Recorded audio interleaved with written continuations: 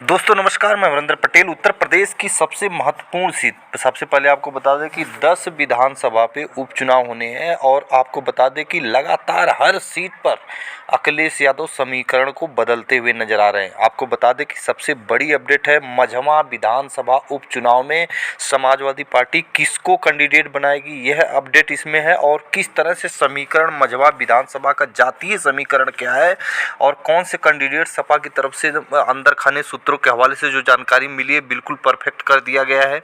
और बहुजन समाज पार्टी ने किसको दिया है, तो क्या एंगल रहेगा, सारे समीकरण क्या न्यूज निकल के आ रही है। आपको बता दें कि सबसे पहले मझवा विधानसभा सीट की बात करें तो 2024 लोकसभा चुनाव में मिर्जापुर लोकसभा के अंतर्गत मझवा विधानसभा आता है। बहुत ही कांटे की टक्कर समाजवादी पार्टी के कैंडिडेट जो लोकसभा के थे रमेश बिंद अनुप्रिया पटेल को दिए थे और बहुत कांटे का टक्कर, लगभग मात्र 37,000 के आसपास वोटों से जीत पाई थी। जो अनुप्रिया पटेल लगभग 1.5 लाख 1 लाख प्लस वोटों से जीतती थी, उनकी जो मार्जिन थी वो घटकर 37,000 पर आ गई। अब मझवा विधानसभा सीट की बात करें तो यहाँ के पहले विधायक थे जो कि अपना दल निषाद पार्टी के विधायक थे विनोद बिंद, निषाद पार्टी से विधायक थे, जो भदोही से इनको लोकसभा का टिकट भारतीय जनता पार्टी ने दिया और वो सांसदीय चुनाव जीत गए। और वह सीट अब जो है कि खाली हो गई, वहाँ से इस्तीफा दे दिए मझवा विधानसभा से विधायकी से। तो अब मझवा विधानसभा में उपचुनाव होने जा रहे हैं। हालांकि 2022 का अगर बात करें तो मझवा विधानसभा में भारतीय जनता पार्टी ने जो कि अच्छा प्रदर्शन किया था। हालांकि इस सीट पर निषाद पार्टी से थे विनोद कुमार बिंद और लगभग 12,000 प्लस की लीड लेकर मझवा विधानसभा से जीते थे, समाजवादी पार्टी को हराए थे। लेकिन अब समीकरण पूरी तरह से पलट गया है।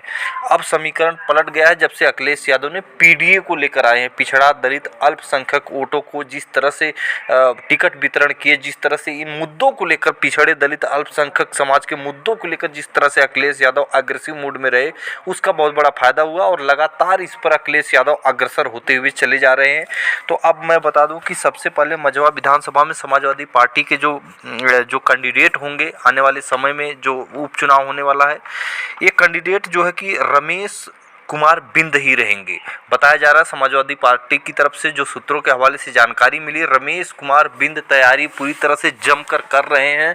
पूरी तरह से दलित पिछड़े और खासकर अपने बिंद बिरादरी में जा रहे हैं और दलित पिछड़े अल्पसंख्यक बिरादरी में लगातार उनका जो है कि इस समय पिछले 1 महीने से पूरी तरह से तैयारी कर रहे हैं। अखिलेश यादव ने बता दिया कि आपको इस चुनाव लड़ना है, इस तरह की खबर है सूत्रों के हवाले से। जातीय समीकरण देखें तो यहाँ पे बहुत फिट बैठता है समाजवादी पार्टी के लिए। दलित वोट जो है 60,000 है। अब दलित में कौन कौन से जाति के वो भी मैं बताऊंगा, पहले पूरा समीकरण सुन लो। दलित वोट 60,000 है, इसके बाद जो है कि ब्राह्मण 60,000 है, बिंद वोट 60,000 है और कुशवाहा 30,000 है और इसके बाद जो है कि आपको बता दें पाल 22,000 है और यादव भी कम से कम 25,000 के आसपास यादव समाज का वोट है। पटेल 16,000 है और 15,000 के आसपास मुस्लिम वोट वहाँ पर मझवा विधानसभा में है। तो जो समीकरण बन रहे हैं, बिंद अगर वोट आ गया, यादव वोट आ गया, मुस्लिम वोट आ गया और साथ में दलित में पासी समाज का बहुत महत्वपूर्ण वोट है, क्योंकि वहाँ पर जो कि आपको बता दें मझवा विधानसभा में बहुजन समाज पार्टी ने दीपक कुमार तिवारी को जो है अपना प्रभारी घोषित किया है। मतलब इन्हीं को टिकट देगी, ये फाइनल माना जा रहा है। तो ये डेंट जो है भारतीय जनता पार्टी में ही लगेगा और वहाँ से आपको बता दें कि दीपक कुमार तिवारी हो जाएंगे बहुजन समाज पार्टी से और सपा से रमेश बिंद हो जाएंगे।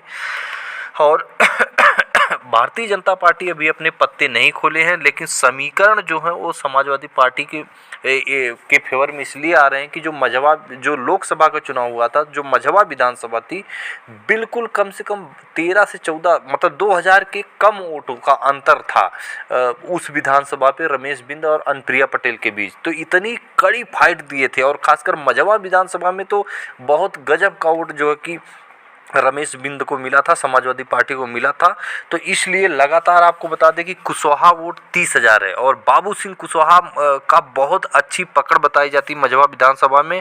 और पटेल वोट 16,000 है। पटेल वोट तो मिलेगा नहीं, क्योंकि पटेल कैंडिडेट भारतीय जनता पार्टी खड़ा नहीं करेगी। और जिस तरह से पटेल कुर्मी समाज का एक मुस्त रुझान समाजवादी पार्टी की तरफ गई है और पेपर लीक हुए हैं, तमाम मुद्दे हैं, उसको लेकर कुर्मी समाज भारतीय जनता पार्टी से नाराज है।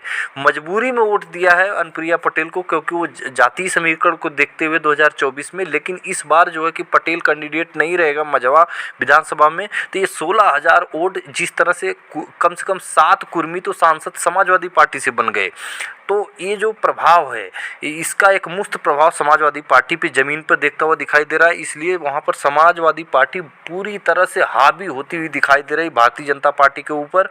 तो फिर मिलेंगे अगली वीडियो में, तब तक के लिए नमस्कार।